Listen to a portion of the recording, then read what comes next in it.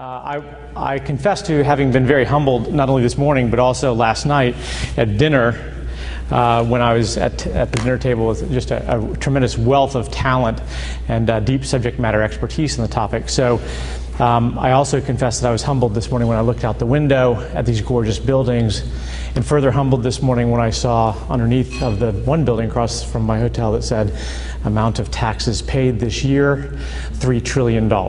So lots to be discussed in terms of capital and the movement of money.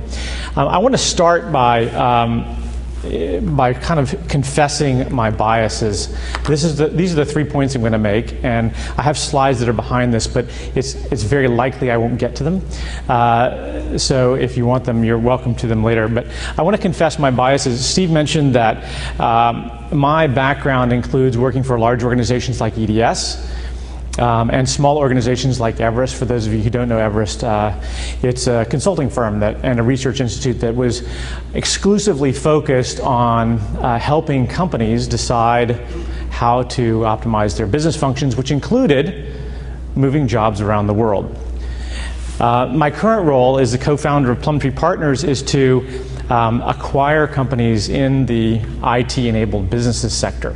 So the reason I tell you that is because, like any self-respecting person with boundless enthusiasm about a topic and who is unconstrained by knowledge of that topic, I want to confess my point of origin for thinking about the matter. So I want to also confess that I have, during the course of my career, probably done business in about 45 countries and probably been involved in investment thinking in over a dozen countries. And those countries have been large and small. So investing, for example, in opening an office in Canada, investing in opportunities in South Korea, investing in New Zealand, investing in China, India, or Brazil. And I also want to confess that I've done this in the context of a large organization, to wit EDS, and a very small organization in the form of Everest and now Plumtree. So I've gone from 130,000 people organization in the form of EDS down to Plumtree, which now boasts an august group of 5 people. So as I look at it, I kind of look at the opportunity to make investments and what is included and how easy is it or difficult is it to make investments, and how the flow of capital perhaps is bounded to some extent by antiquated notions. So here's an idea, here's a way of thinking about it, just by way of opening example. I have an idea.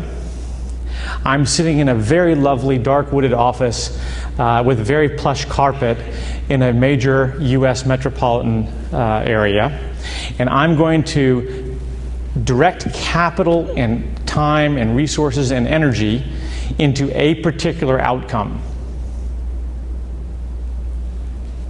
With it is going to come my culture, my business process, my approach, and a very, very determined result. And I think that's the old way. I think that's the model that is rapidly losing steam and has to change. The new way is, I don't have any idea what the outcome is going to be. I want to reduce friction and offer out opportunity and tools, and I have no idea how they might be used in the ultimate goal or ultimate conclusion. I just know it's going to be a good thing. And I'm not doing it because I want it to be a good thing. I want to do it because I'm going to make money at it somehow. And you know what? There are going to be a lot of ancillary benefits that accrue to everybody who participates in that newly formed system. Think about how the world was different a mere 18 years ago. Tim Berners-Lee had not yet formally gotten HTML out into the world, and what was known as the internet became known as the World Wide Web. After 5 years of trying to convince CERN it was a worthwhile project, the internet, the World Wide Web has yet to celebrate its 20th birthday. The personal computer has yet to celebrate its 30th birthday. And I don't think that the way we're looking at things contemplates the just tremendous and dramatic innovation that technology affords us in everything from the movement of capital to contemporary business models. So with that, I offer up my first thesis, which is the free flow of private capital needs to be a part of a holistic approach to development. But we need to invert the paradigm for controlling capital flows, just as the internet inverted the paradigm for controlling information flows. So what I mean by that is, if you take the centralized notion that I started off in my example with, I'm sitting in a US executive office making a decision about that I want a particular outcome. That's a very centralized, bureaucratic, structured, and rigid approach. And then you think about the steps that need to be taken to make that a reality. I've got to invest I've got to register my capital with the central bank of the foreign country. I may or may not get my profits back. I may or may not get my investment capital back. I'm going to suffer taxation through the course of it. There's all sorts of other friction. That's a way of thinking about it. And the approach I'm offering up that was really advanced by the internet is, I want the end user to be more a role player in the control of the outcome. By having capital available and tools available, it's impossible for me to imagine what's going to occur. I don't know if anybody read the book Accidental Billionaire. Anybody read that? It's about the founders of Facebook.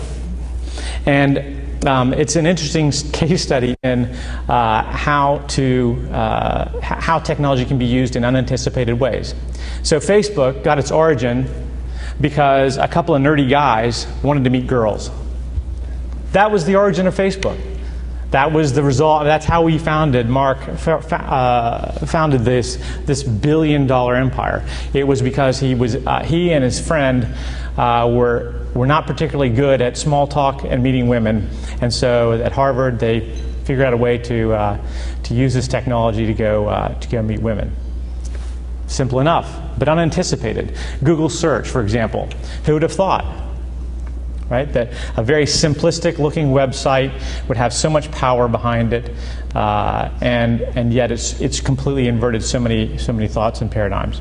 So I think we should not try and predict and dictate the outcome in all instances, but rather we need to leave room in the models for unanticipated benefits and try and mitigate the unanticipated detriments.